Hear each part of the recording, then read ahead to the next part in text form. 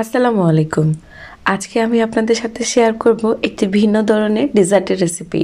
এটি একটি Arabian dessert, আর এই ডেজার্টটির নাম হচ্ছে লাইলি লুবনান। এই ডেজার্টটি খেতে এত মজা আর দেখতেও কিন্তু খুবই চমৎকার।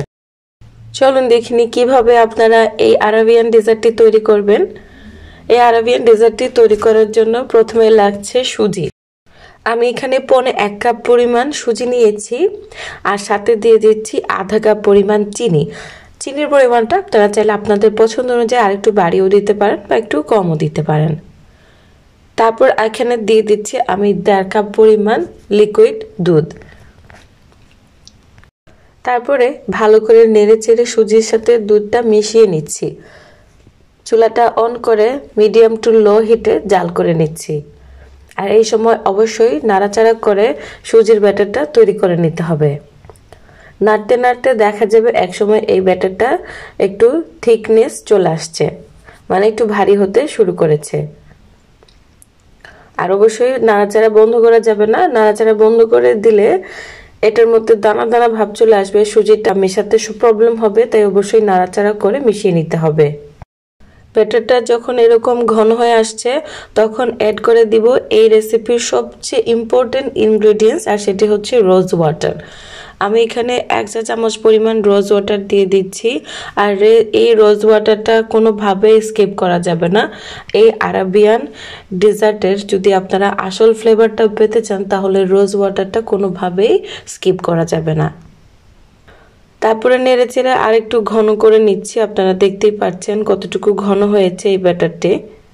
এখন হচ্ছে নাড়াচাড়া করতে করতে একটা সময় আমি যেই মোল্ডে এই রেসিপিটা সেট করব, মানে ডেজার্টটা আমি সেট করব, সেই মোল্ডে একটু ঘি ব্রাশ করে নিচ্ছি। অবশ্যই আগে আগে মোল্ডটা রেডি রাখতে হবে, মানে যে পাত্রে আপনি সেট করবেন সেই পাত্রটা রেডি রাখতে হবে। তো পাত্রটা এক পাশে রেখে আবারও নাড়াচাড়া শুরু করে দিচ্ছি। আর এখানে দিয়ে দিচ্ছি ভ্যানিলা এক্সট্রাক্ট, একটু ফ্লেভার আনার জন্য।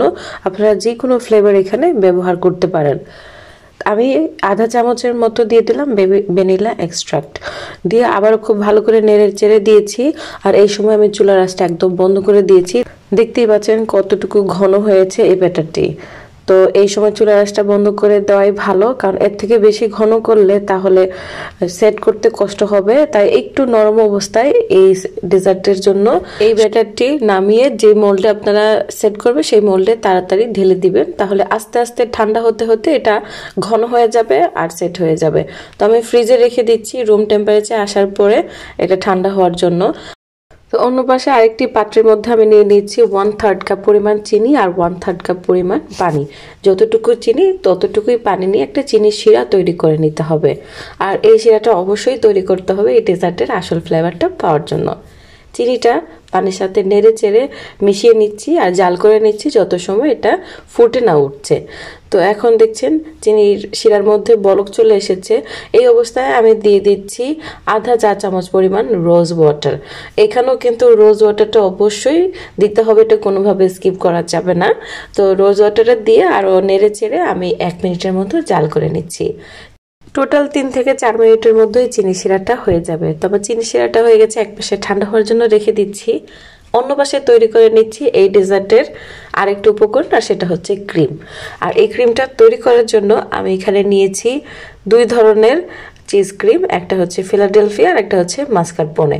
আপনারা চাইলে হুইপিং ক্রিম দিয়েও করতে পারেন। আমার বাসাতে যেটা ছিল আমি সেটাই নিয়েছি। হুইপিং ক্রিম বা চিজ ক্রিম যে কোনো একটা আপনারা ব্যবহার করতে পারেন। আমি দুটি ক্রিমই হাফ হাফ করে নিয়েছি, মিক্স করে নিয়েছি। সাথে অ্যাড করে দিচ্ছি 1 টেবিল চামচ পরিমাণ পাউডার সুগার, আর দিয়ে দিচ্ছি 1 টেবিল চামচ পরিমাণ গুঁড়া দুধ। গুঁড়া দুধ ক্রিমের সাথে দিলে কিন্তু ক্রিমটা খেতে অসম্ভব ভালো লাগে। তো আমি এখন প্রথমে একটা চামচ দিয়ে ভালো করে নেড়ে চেড়ে সবগুলো উপকরণ মিশিয়ে নিচ্ছি। মেশানো হয়ে গেলে একটা বিটার দিয়ে আমি বিট করে নিচ্ছি।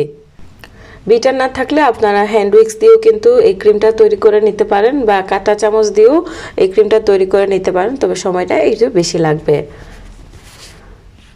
তো এখানে আমার ক্রিমটা তৈরি হয়ে গেছে।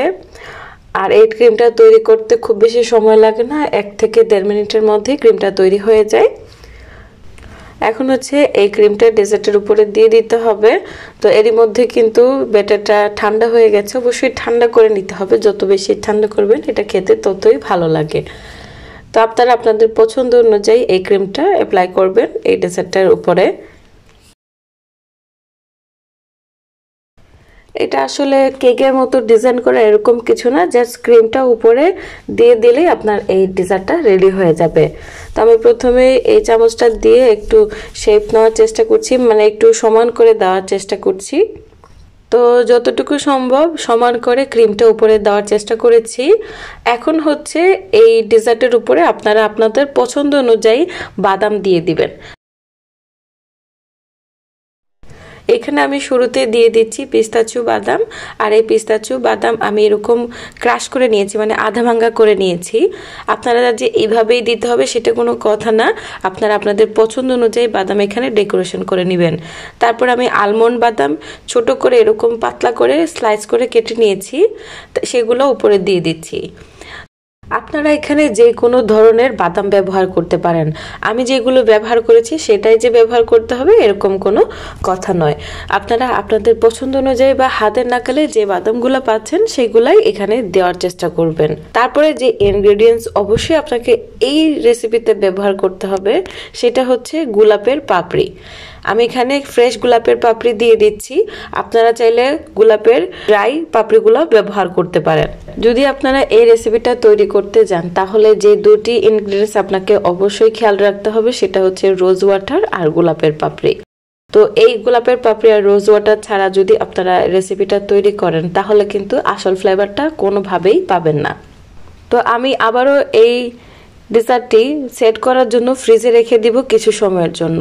কিছু সময় পরে আমি বের করে নিয়ে এসেছি, আর আপনাদেরকে একটু দেখিয়ে দিচ্ছি যে চিনি শিরাটা তৈরি করেছিলাম সেটা আমাদের কতটুকু ঘন হয়েছে। আপনারা চাইলে এই চিনির শিরাটা সম্পূর্ণ এই ডেজার্টের উপরে দিয়ে দিতে পারেন, তবে আমি রেকমেন্ড করব চিনি শিরাটা শুরুতেই উপরে না দেওয়ার জন্য, কারণ অনেকে হয়তো মিষ্টি কম খেতে পছন্দ করে, অনেকে একটু বেশি খেতে পছন্দ করে।